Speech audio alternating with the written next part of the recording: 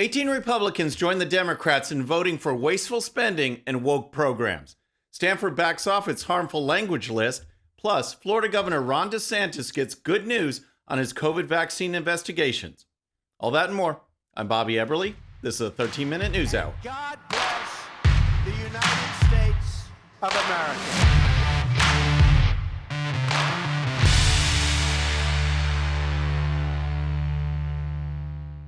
Okay, friends, welcome to the show. Happy Friday. I hope you had a great week. If you're new to the show, thank you so much for tuning in. We're going to start with Mitch McConnell and other Republican senators who joined the Democrats in passing the massive $1.7 trillion omnibus spending bill that is the epitome of everything that is wrong with Washington.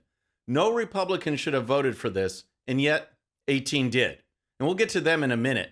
But first, here's some comments from Steve Scalise, who in just a couple of weeks will be the House Majority Leader. This is a bad bill for taxpayers, but we've got to change the way that business is done in Washington. It's what we ran on. We won the House majority on that, but you see them running this thing through by dark of night with billions in things that they're doing border security in foreign countries, and they're impeding border security in our country. Everything about this is the wrong way to go. Can you believe this? Border security funding for foreign countries, but what do we get for America? Nothing. According to Fox News, there is a provision in the bill that prohibits Customs and Border Patrol from, quote, acquiring, maintaining, or extending border security technology and capabilities. This is our government in action, and you can't just blame the Democrats.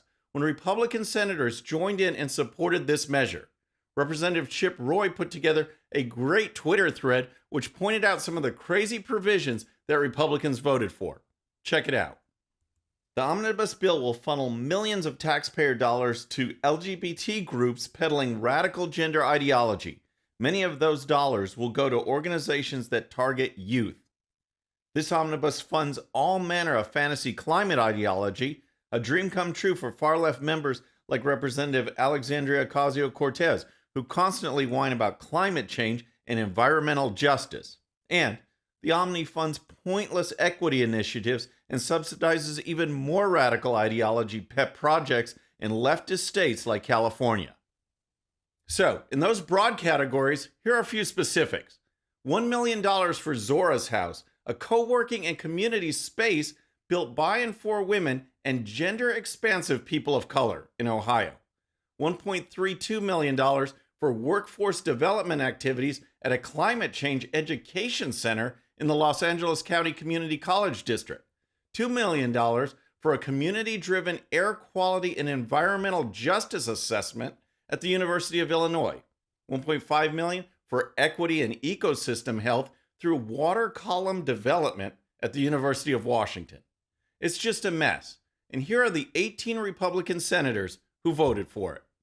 Republican Senators Roy Blunt from Missouri, John Boozman from Arkansas, Shelley Moore Capito from West Virginia, Susan Collins of Maine, John Cornyn of Texas, Tom Cotton of Arkansas, Lindsey Graham of South Carolina, Jim Inhofe of Oklahoma, Mitch McConnell from Kentucky, Jerry Moran from Kansas, Lisa Murkowski of Alaska, Robert Portman of Ohio, Mitt Romney of Utah, Mike Rounds of South Dakota, Richard Shelby of Alabama, John Thune of South Dakota, Roger Wicker of Mississippi, and Todd Young of Indiana all voted in favor of the legislation. It's just so frustrating, and it makes me want to run against John Cornyn right now. We need a senator who will vote for conservative principles, be a leader, and not be part of the establishment swamp. These senators could have pushed one more continuing resolution to let the new GOP House come in, but they pushed this anyway, and they should pay the price. All right, next let's talk about the backlash being felt at Stanford University. But first, if you're new to the show or haven't subscribed yet, regardless of platform, just search out my name, hit that subscribe button, make sure notifications are turned on. That way you can follow the show and help us grow. Okay, let's talk about Stanford University. And if you recall from Wednesday's show, the school was putting forward a harmful language list that included words like immigrant, stupid, and American. All of these words were to be purged from the university resources. Well, because of the publicity that was brought upon this crazy wokeness, Stanford is reevaluating the whole idea. Here's the story. The university hid its elimination of harmful language initiative behind a login page Monday following widespread public criticism of its effort to purge potentially harmful language like survivor, victim, black box, and white paper from university websites. In a letter posted this week, the university's chief information officer, Steve Gallagher, said the guide does not represent university policy, nor mandates or requirements. We have particularly heard concerns about the guide's treatment of the term American, Gallagher wrote, referring to the blueprint's assessment that American ascribes superiority to people from the United States. To be very clear, not only is the use of the term American not banned at Stanford, it is absolutely welcomed, he continued. It's not just welcomed, it's absolutely welcomed, except for the fact that the word American was on the list. Reasons were given for it being on the list. Alternative words were suggested because American was on the list. Here's more. The Free Beacon reported Tuesday that Stanford's IT department developed the guide in an effort to eliminate gender-based terms like landlord and ableist phrases like balls to the wall, which inappropriately attributes personality traits to anatomy. The blueprint also warned against the use of seemingly innocuous words like black box, noting that while they are not racist in themselves, they assign negative connotations to the color black, racializing the term. Make no mistake, lists like these will continue to pop up, and the only way they will disappear for good is for us to keep up the pressure.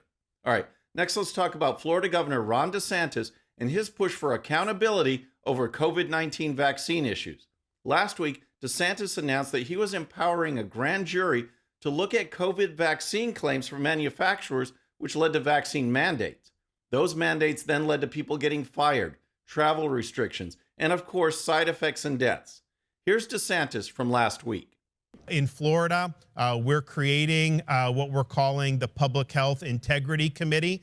It's a committee of expert researchers that will be able to assess recommendations and guidance related to public health and healthcare, but particularly being able to offer critical assessments of things that bureaucracies like the FDA, CDC, and NIH are doing. So basically what this Health Integrity Committee is charged with doing is looking at recommendations from the CDC, NIH, and other organizations and determining if the recommendations actually follow the science, or if they are driven by politics or profit, as we have clearly seen over the last 2 years. Here's more. We know that there's been a lot of faith destroyed in public health, and I think that it's important that we have folks who people actually can rely on when they're looking to answers and when they're looking for guidance on some of these really, really important issues. DeSantis is right. People need to have faith in these recommendations, and that faith has been shattered. Now, the Florida Supreme Court has given the go-ahead for DeSantis to move forward with the grand jury. A statewide grand jury shall be promptly impaneled for a term of 12 calendar months to run from the date of impanelment with jurisdiction throughout the state of Florida to investigate crime, return indictments, make presentations, and otherwise perform all functions of a grand jury with regard to the offenses stated herein, the High Court wrote in its decision. Great news for DeSantis, Florida, and the entire country. If these drug manufacturers knowingly misled the American people, we need to know about it. And leaders both in the corporate and political arenas need to face the consequences. All right, next let's talk about the crisis at America's southern border. Friends, the situation is getting worse, and if Title 42 is lifted, we are going to see a tidal wave of illegal border crossings far worse than we are seeing now. Here's an update. These migrants are showing up in massive numbers every single day. Case in point, we'll start you off here in Eagle Pass this morning. Take a look at the thermal drone video our team shot just after sunrise this morning. Once again, like clockwork, another group of several hundred migrants crossing illegally into private property up here. We continue to see this every single morning. Largely Cubans, Colombians, and Nicaraguans crossing here. Those nationalities, for the most part, released after they are done being processed. Look at what is going on. That's one night in one location. Just walking on in, despite the fact that according to the White House, people just don't walk right in. Now in that clip, the illegal border crossers were processed and released, supposedly to return for some court date. There are many, however, who just skip that process altogether. These are illegal immigrant runners looking to evade after they've crossed illegally. They run across the main interstate there, I-10 in El Paso, and then they disappear off into residential neighborhoods. No border patrol around anywhere, making these people you see likely gotaways. And don't forget, along with these millions of people crossing illegally, millions since Joe Biden came into office, there are gangs, human trafficking, and drugs. CBP at the Nogales port of entry stopping a train that was coming in from Mexico. They open up a secret compartment. They find 736,000 fentanyl pills and 196 pounds of meth hidden inside of a rail car. Over 700,000 fentanyl pills. The day before, at the same location, 300,000 pills were seized. Over 1 million fentanyl pills seized in 2 days at one location. And by the way, in 2021, there are around 107,000 overdose deaths in the U.S. from fentanyl. This is what is going on every day under Joe Biden. And if we want to continue as a country, we need to stop it now. Close the border and keep it closed until there is real, actual border security plan. Okay, so we've had Republicans voting for massive spending, Stanford being caught going woke, and Biden officials saying people just don't walk across the border. We need to ask them, do you have a relaxed brain? I got what you call, like, I don't know, a relaxed brain. Let's start Relaxed Brain Friday with some left-wing wokeness from the entertainment world. Now, you might have seen reports of Hollywood lefties jumping on this bandwagon of cultural appropriation. How if there's a gay character, you can only use a gay actor. Or if there's a character that's transgender, you have to use a transgender person. Forget the fact that this is acting, and people who act are supposed to play different roles. That's the whole idea. Well, now apparently it extends to the world of make-believe characters as well. In particular, tall blue aliens. Here's the story. A film and television critic was mercilessly mocked for claiming white people portraying blue aliens in the newest Avatar movie were guilty of culturally appropriating people of color. At some point, we got to talk about the cultural appropriation of Avatar, and white actors are cosplaying as POC, wrote Woods on Twitter. It's just a mess and so not necessary, and no amount of visual effects, CGI, is going to erase that. Bad lace fronts, dry synthetic braids. Jesus, fix it. Yep, apparently Hollywood needs to recruit actual blue aliens to play the fictional blue aliens in Avatar. Unreal.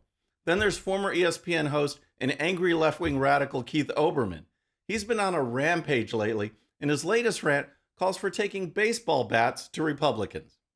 I wish the Democrats would play that game to 10% of the levels that the Republicans do, until the Democrats stop rolling over for this and saying, well, we're not going to dirty our hands. When they go high, we go low. So when they go low, we get baseball bats. That should be the next, big, let's get Obama out there saying, when they go low, we get baseball bats. I think that would solve this completely.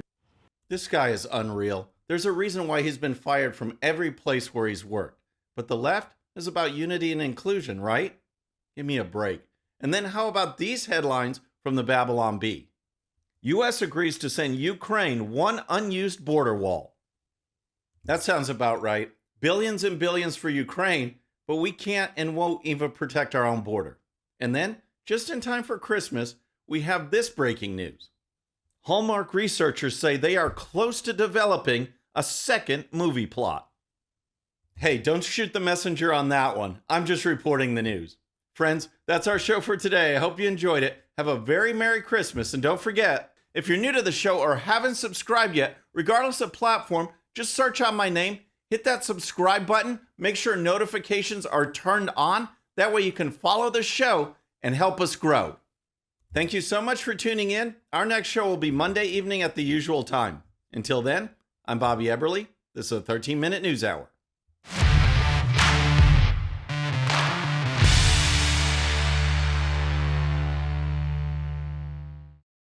All right, friends, thanks again for tuning in. I really appreciate it. And before you go, please hit that subscribe button above. Once you do, tell your friends. Share it. Spread the word about the 13-minute news hour so we can keep growing. And for more great content, check out these videos right here, and I'll see you next time.